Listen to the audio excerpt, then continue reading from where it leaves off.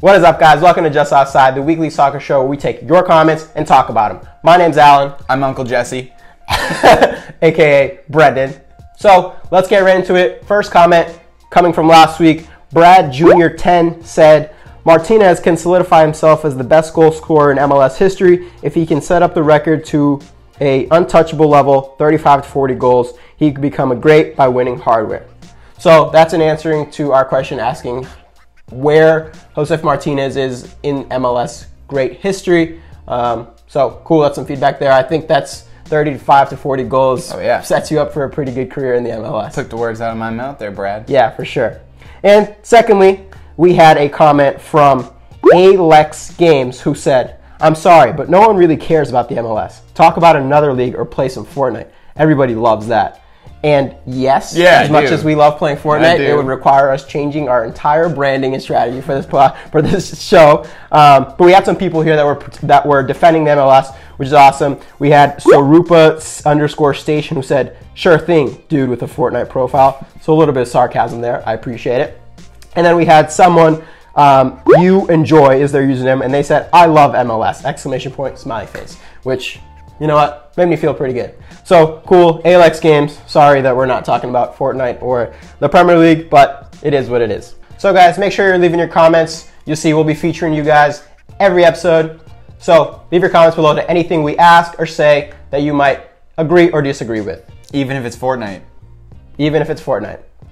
So starting off, we're going to be talking Seattle Sounders versus Sporting KC, a game that had a pretty great scoreline, 3-1 for Seattle Sounders. But what's more important is that Seattle Sounders are now the record holders, MLS, for longest win streak with, I think, 8 wins now. 8 wins. A team that's really turned it around from the beginning of the season. Big time. Been playing phenomenally. Pretty exciting game. And it was cool because Seattle went down within the first 2 minutes of the game. Yep. But they proved that they've got the cojones to keep playing. And red card late in the game, but still solidified the 3-1 win. Yeah. In the news, if you guys didn't hear, our main man Clint Dempsey unfortunately retiring from the team. Yeah, for sure. It's interesting to see how them playing so well even after kind of losing such an important figure in their locker room. I'm sure that they were playing in honor of him and playing up to the standard that he probably believes that Seattle could be playing to, which is pretty cool. So with Clint Dempsey leaving, we still saw Seattle's other DP, Raul Ruiz-Diaz, stepping up, still scoring goals. He's been playing phenomenally after the World Cup. Wanted to ask the fans if you think Raul Ruiz-Diaz is enough to fill Clint Dempsey's shoes, or if there's someone else in Seattle's lineup that can fill that void. Definitely some big boots to fill, but I think Seattle has some big name players there that can do a really good job. Big boots to fill. And on the total opposite end of the MLS spectrum, we have New England Revolution, who tied 1-1 with the Portland Timbers. New England, who after a really good start this season has been just on an epic collapse. They've been now 9 games where they haven't won anything.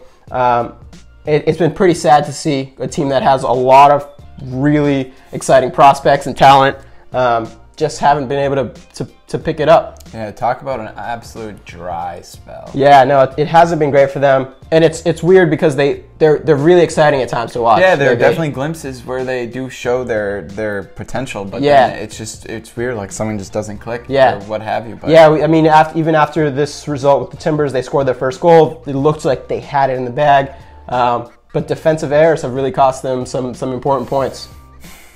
What are you going to do, man? Yeah, well, you could play better on defense, I guess. But I guess there's that. What do you guys think? Brad Friedel, does he have a chance next year to restart something, make this team the team that he wants to be, solidify them a little better in defense? Yeah, how is he going to right this ship? Yes. Set sail for greatness. So, guys, let us know in the comments below.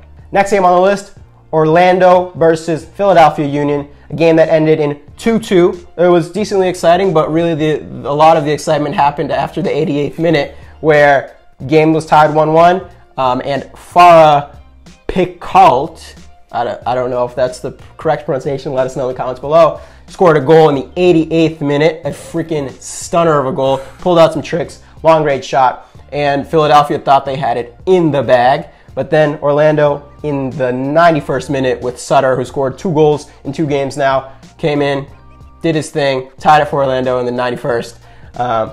thrilling kind of final minutes in the game. That's what I'm saying. And honestly, for the few fans that were there, the stadium was pretty empty, which is weird for Orlando. You expect their stadium. I think so. Their fans are usually all around. Wanted to ask the fans, what's going on down there in Orlando? Why wasn't anyone there to watch the game? Such a good game.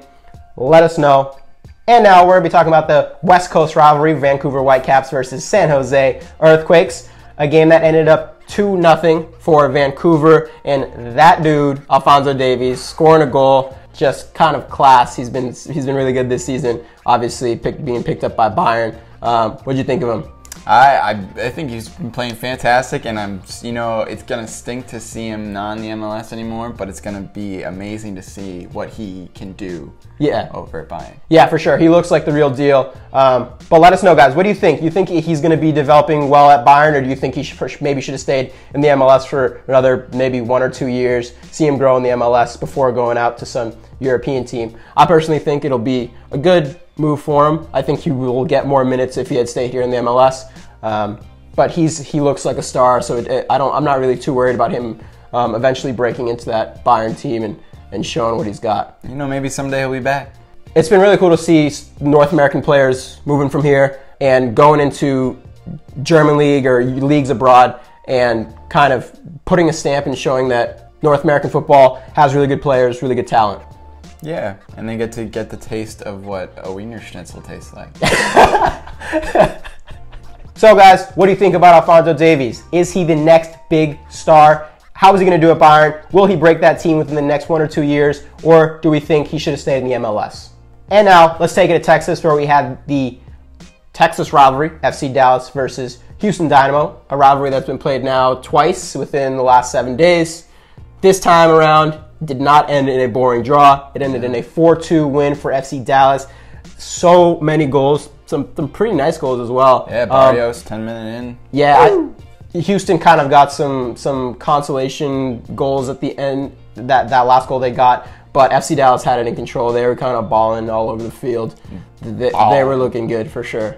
So, B, what do you think about rivalry games being played in such a close proximity? They played last week, playing again this week. What are your thoughts on that? Kind of shocked, Yeah. Like the marketing they put into rivalry week just to show another game, the same game next week, is interesting, because just like, didn't they just play last week and they're still rivals, right? Yeah. But there's no marketing for that again. I don't know. I didn't really like it. You got to separate those games out. I can kind of see it. I mean, especially if one game 1 week is pretty exciting, maybe next week there's that same intense rivalry. Maybe. That's definitely a case that could be looked at. But I personally think they should be spread out a little bit more, but can definitely see the MLS's side there on why they would want to schedule a couple rivalry games within such a close proximity. But guys, let us know in the comments below. What do you think? Rivalry games, should they be played such close proximity? Should they be played 2 rivalry games within less than a week or within a week? Let us know in the comments below. We'd love to hear your thoughts. Moving on to, I think, what was one of my favorite games of the weekend. Toronto versus LAFC. 4-2 in favor of LAFC. So many goals. LAFC was balling, man. Balling. They were playing. Absolutely on one. Yeah, they were playing some unreal football, unreal soccer. Really great to watch. That guy, Carlos Vela, is something else. He's a special player for LAFC for sure. I'd say one of the most special in my heart. Yeah, he's something else to watch. He's in the category of the kind of Giovincos, David Villas, who, like, every time he touches the ball, he's exciting to watch.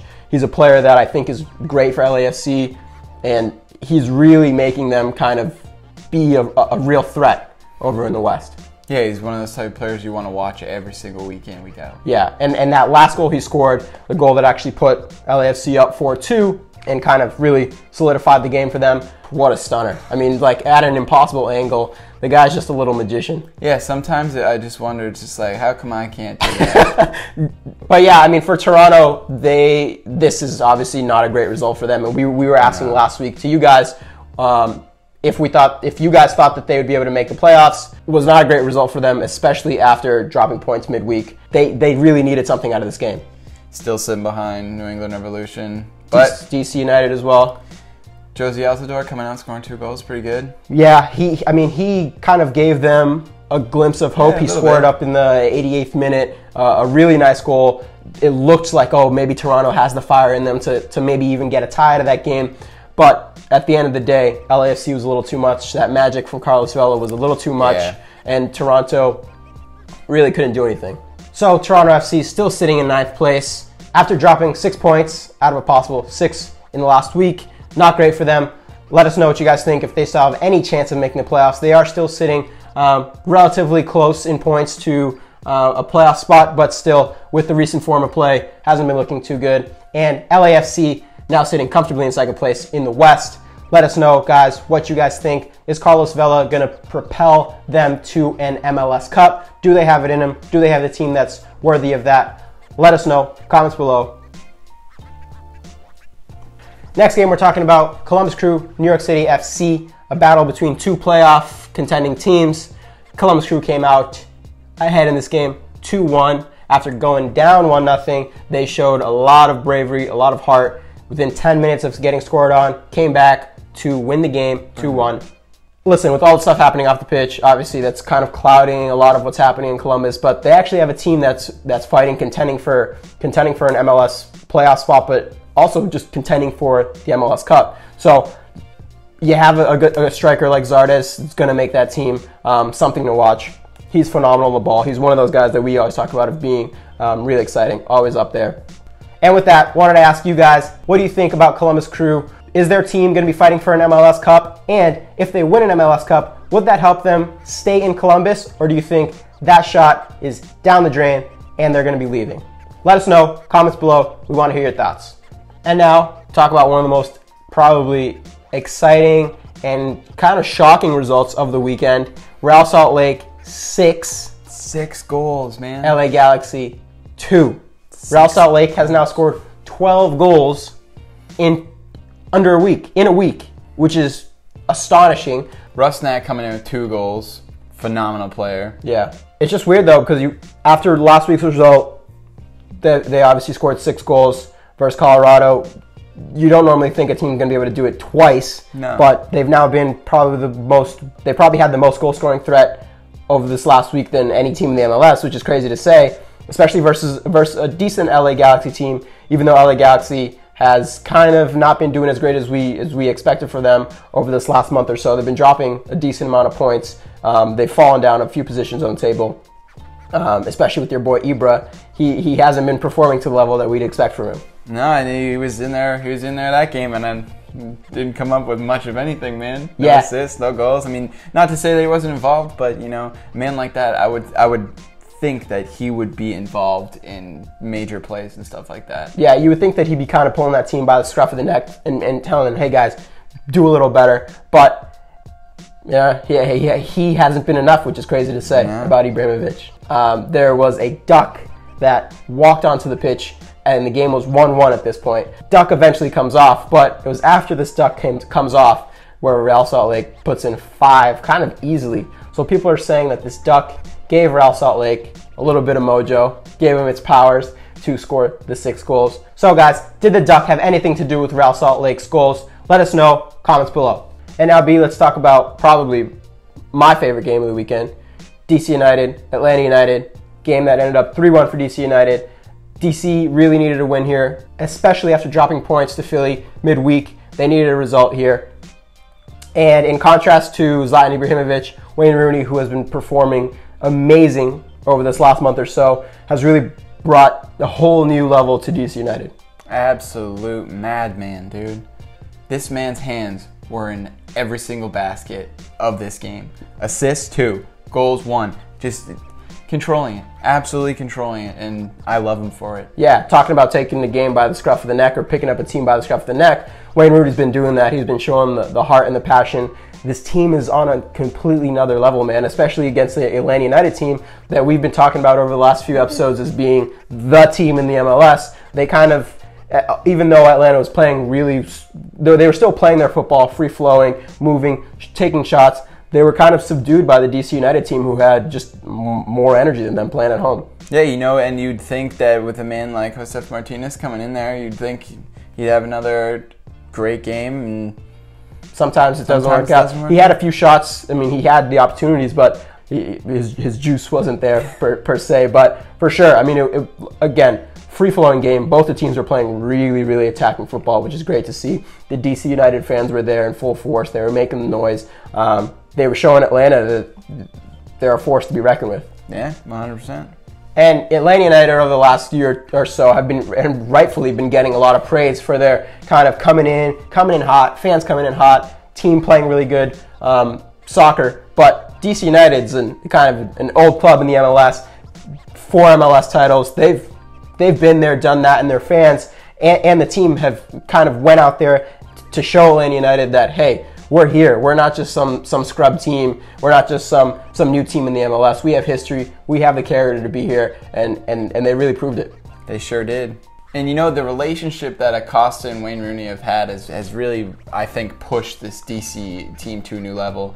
They just work so well together. You know, Acosta really putting the team on his back, and despite Wayne Rooney being an amazing player, that guy's a workhorse too. Yeah. You can't just give it all to Wayne. No, for sure. Wayne Rooney had the assist, but Acosta still had a lot to do on the goals that he scored versus Atlanta United. He's tricky, he's fast, which seems to complement Wayne Rooney's kind of tenacity, but he doesn't have the same speed that he used to. They've been playing just like really great together, which is interesting to see because they really haven't been playing together for too long. So it's cool to see them playing so well, and they're making a playoff push, right? There's still a handful of games left in the season. DC United looks like they're up there contending for a playoff spot.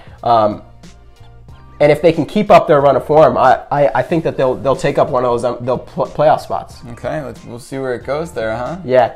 But guys, let us know, what do you think about DC United? Can Wayne Rooney and Acosta take them to an MLS playoff spot?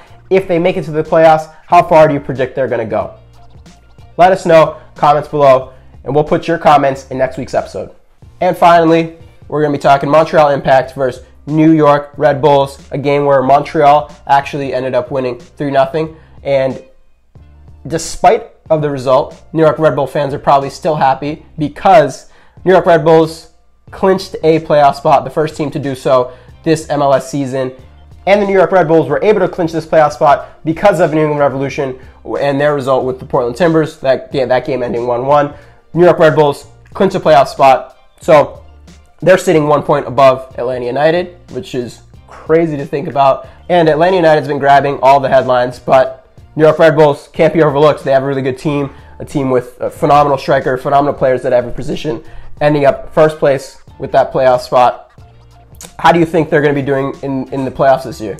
You know, I think they have a fighting chance, but honestly, I don't think they're going to take it home. Really? No. You think other teams got a little bit more than them? I think so. I mean, Wright Phillips has been playing really well. I mean, he's capped his 100th goal this year, yeah. So that's really cool for him, but I don't know. I just don't think they'd be able to make it all the way to the end. But it's got to be really interesting how that locker room was after that game, because despite losing, it's just like, we lost, but we made it to the playoffs. Yeah. I don't know. I think you're wrong here. I think the Red Bulls have a team that can really fight. They've shown that they have tenacity. They're ready to put it all on the line to get the points that they want. I think that they're gonna be pushing it there in the East. I don't want to make a prediction on if they're gonna make it to the MLS Cup, but I think that out of all the teams in the East, Atlanta obviously have the best chance.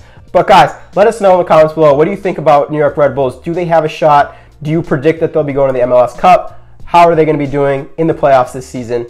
Whose side do you really take, mine or his? Yeah, do you think Brendan is a little offside with his comment and saying that they have no chance in the playoffs? I think he is, but let us know.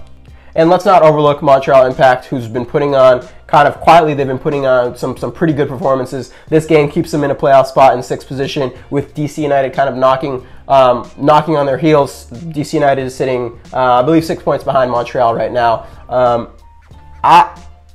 It'll be interesting to see the rest of the season between them and DC United, who's going to keep up their run of forms. But Montreal's been playing really good football. They have been, and you know, with Montreal's schedule they've got coming up, it's going to be real tough to kind of keep that running up the stairs with you know when you turn off the lights and you have to run up the stairs and you feel like there's someone behind you. That's what I feel like they're feeling like right now. They have to keep running up those stairs and keep putting those results on the line. Yeah, for sure. And that monster running behind them is DC United, who they actually play in 2 to 3 weeks. They play Columbus Crew. They play New England Revolution, although not obviously not in the best run of form. They play a lot of teams that are sitting there kind of in that area with them, fighting for spots and fighting for playoff spots. With that kind of schedule coming up, it'll be interesting to see if they can keep up that momentum, keep up that fight. Or is someone going to stick a stick through the spoke of their bike and tip them over? Yeah, it'll be interesting to see. It'll be interesting to watch Montreal Impact over the remainder of this MLS season. But as always, guys, let us know what you think. Can Montreal Impact keep a hold of that playoff spot, or is DC United too hot right now to stop, and will DC United take over their spot? Let us know in the comments below. And that's it for this week. As always, guys, we've thrown out a bunch of questions to you guys. Please leave your comments below on any of the questions we've put out, or even just want to cover something else. You don't like Brendan's hairstyle. Let us know in the comments below. We'll be throwing up your comments in next week's episodes, so look out for that. Get involved, reach out. And guys, finally, if you liked the episode, click that like button below. And once you're done clicking the like button, move your mouse over, click the subscribe button, which is right next to it. It lets us know that you like the content we're putting out. We really enjoy it, and we really appreciate it if you did that for us. So that's it. We're wrapping up. We'll see you next week. Peace.